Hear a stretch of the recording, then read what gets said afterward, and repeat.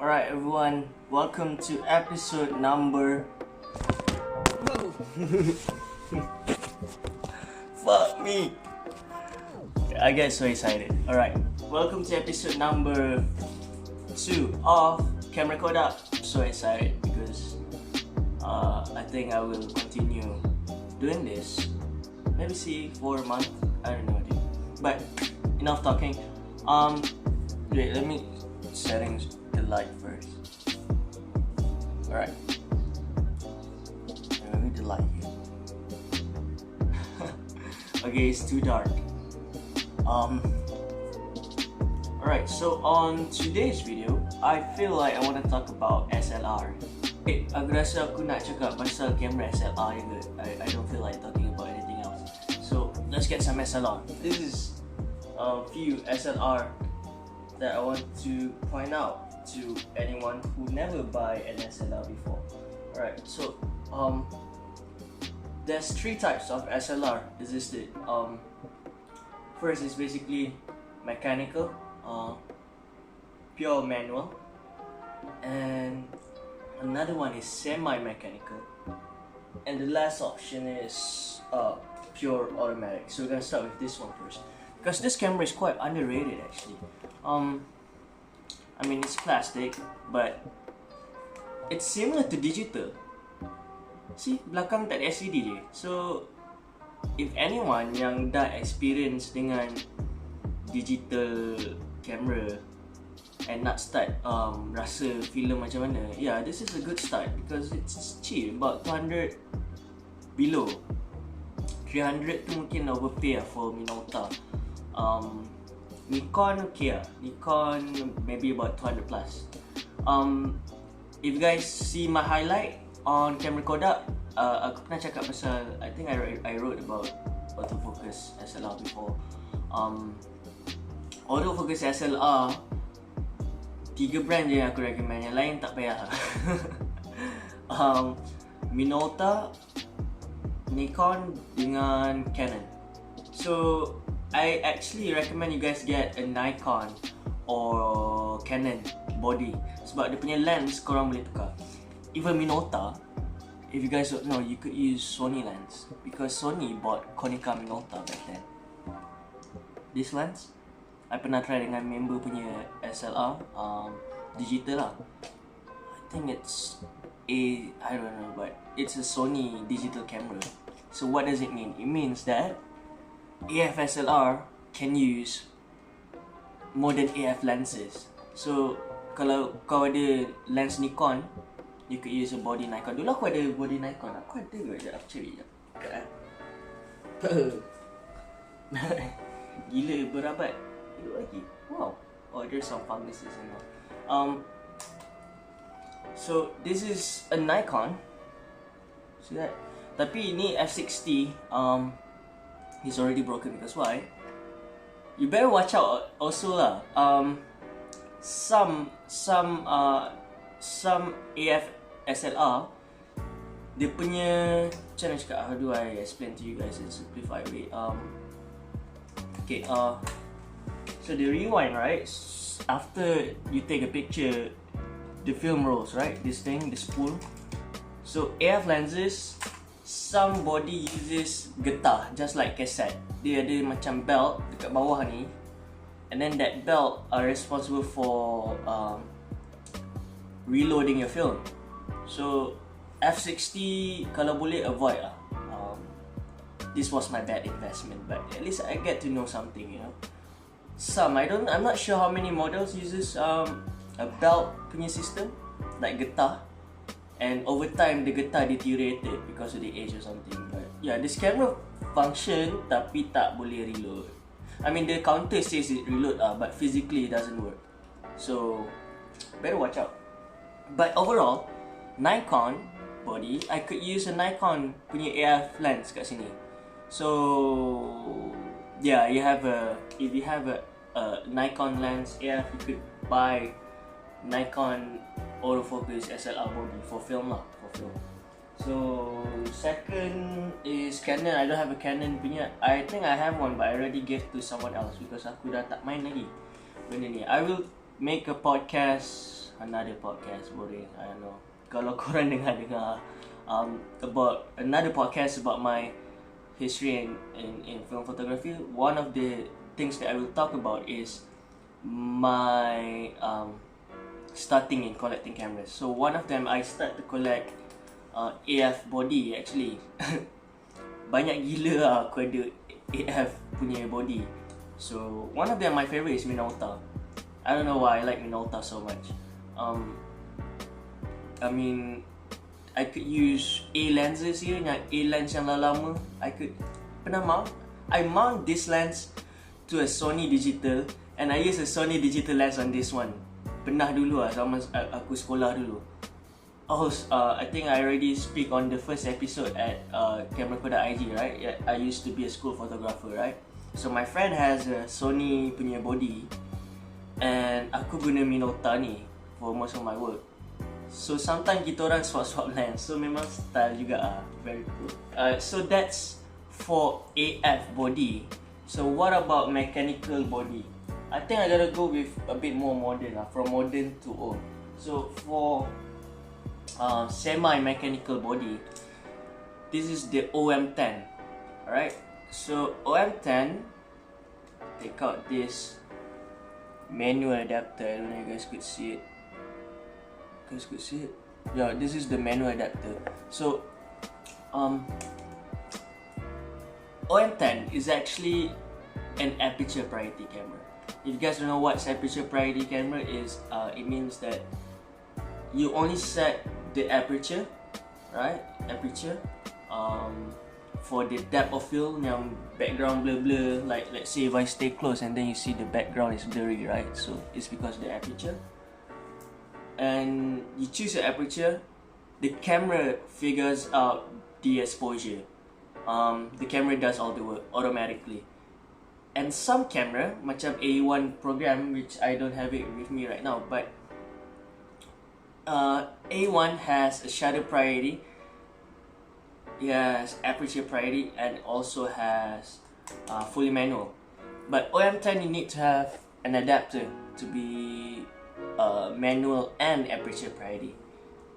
So we put this thing back in. Okay, you change your settings, blah blah blah. So that's a semi-mechanical camera. Another example for semi-mechanical, Nikon camera, some older version, I think every Nikon kena guna battery because it's a magnetic shutter.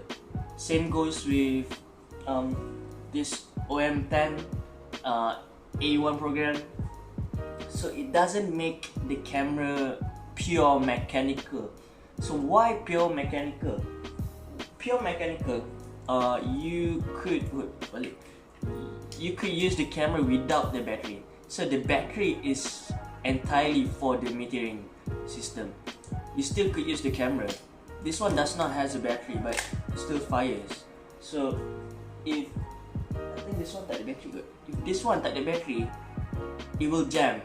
I think this one ada battery. So this one ada battery. But let's say if this one tak ada battery, right? So kalau kamera ni tak ada battery, dia akan, lever ni akan jam. So orang akan ingat kamera ni rosak tau. But sedangkan dia perlukan bateri je. A lot of cases like that, you know, even I see on Facebook page, on Facebook groups on from US or somewhere, kebanyakan macam, I have a broken shutter, the shutter only goes in, I think it's broken. Tapi bila dia tukar bateri, it turns out okay. So most people tak tahu yang some camera nampak mechanical, but in terms of how it works, it uses a battery. Yeah, that's the basics of what SLR are available for you. So what kind of SLR yang korang kena beli ataupun patut beli, ataupun yang aku recommend korang untuk beli. So it entirely depends pada korang. The flaw in the mechanical camera, kekurangan dia is inconsistency. Yes, mechanical memang tahan lama, but dia punya accuracy ataupun precision, because camera is a precision benda yang precise. So let's say 100 125 punya shutter, 1.125, right? Maybe it shoots about 1/120th or 1/30th. Dia tak se-accurate as magnetic shutter.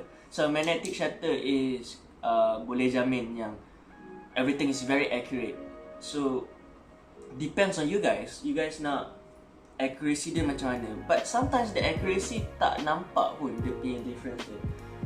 And depends also on you guys yang korang nak macam something more easy to use, something complicated to use. You know, you wanted to learn the hard way or you want to learn on the easy way. So masa aku dulu start, aku nak learn from the easy way, so I got myself an AF SLR. Senang, tak pening kepala, you know, it's easy. So it's fast. Kau buka body dia, masuk kamera, dia sendiri rewind. You shoot, dia sendiri rewind. Exposure, dia sendiri expose. So depends on you guys.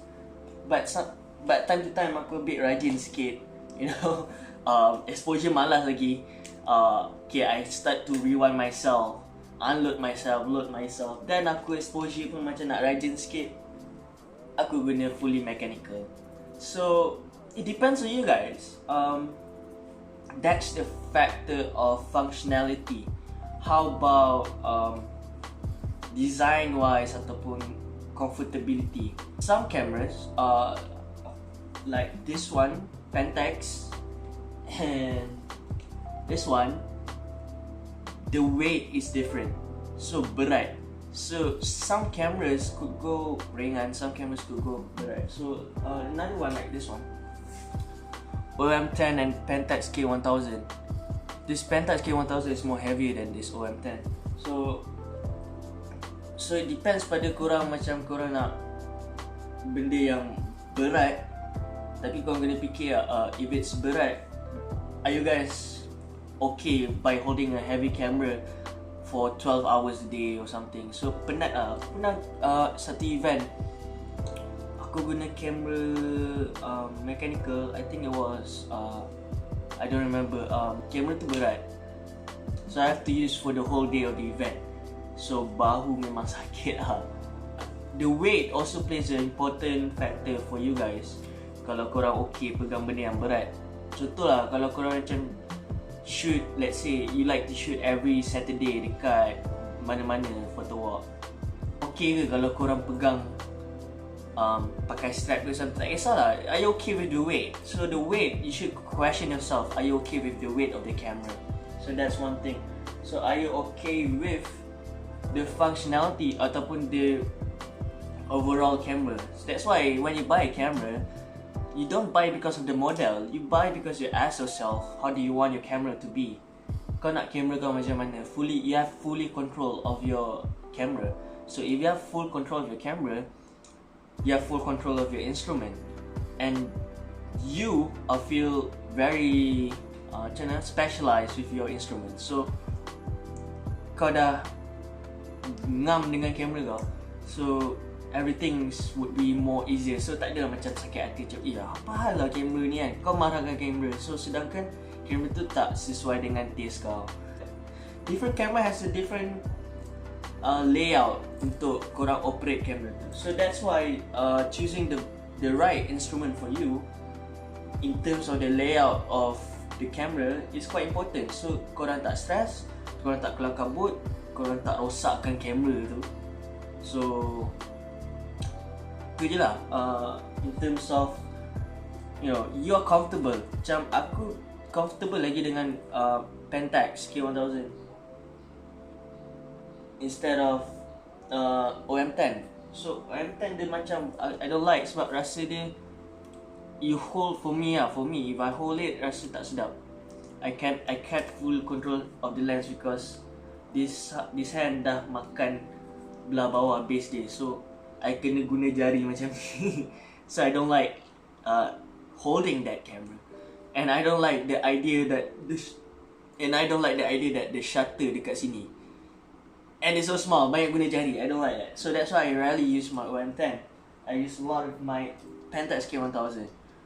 K1000, simple. I think I hold the camera nicely and firmly. I get to hold the lens just like I like, you know. And dia punya tangan resting dia, that's nice, comfortable, you know. So depends on you guys. Korang suka kamera macam mana?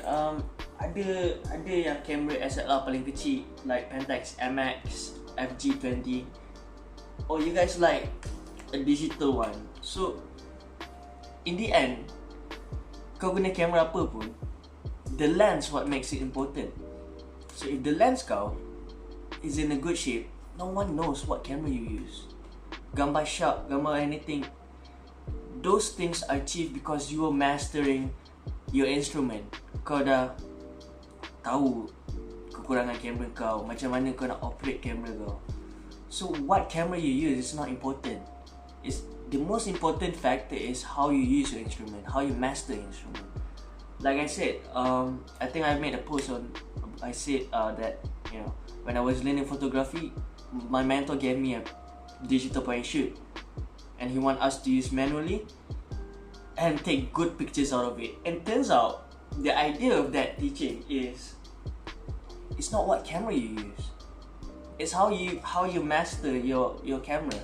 Satu macam photography by handphone could be as good as photography, could be more as good than photography by digital SLR. So master your instrument, get the right one, choose the best one, and choose a good one. Good by in terms of the condition and all that, and all that. Yeah, that's much it. That's pretty much it. Nothing else. Pernah ada orang DM aku, dia shoot dia ambil gambar, macam mana lah? Dia ambil gambar, filem dia hantar dekat Darul 8. So Darul 8 kata gambar roll dia tu tak ada gambar, empty. So orang tu pelik lah, macam dia macam frustrated, dia marah lah, dia salahkan lab, dia tak salahkan diri dia. Dia kata, oh apa lah gambar saya tak ada Darul 8. You know, macam sebab orang tu DM aku, dia ingat DM kamera Kodak, dia ingat kamera Kodak ni kedai lah. I got that a lot. Dia ingat kedai yang boleh develop filem, sebab tu dia ingat next time nak develop dengan aku. Tak tahu dia lah, kita orang bukan kedai. Turns out the problem by tak ada gambar is not by the camera. Kamera dia okay je. Dia pernah ambil gambar sebelum dia ambil video sikit semua. So turns out gambar dia tak ada sebab dia punya cara loading dia, cara dia load filem tu salah.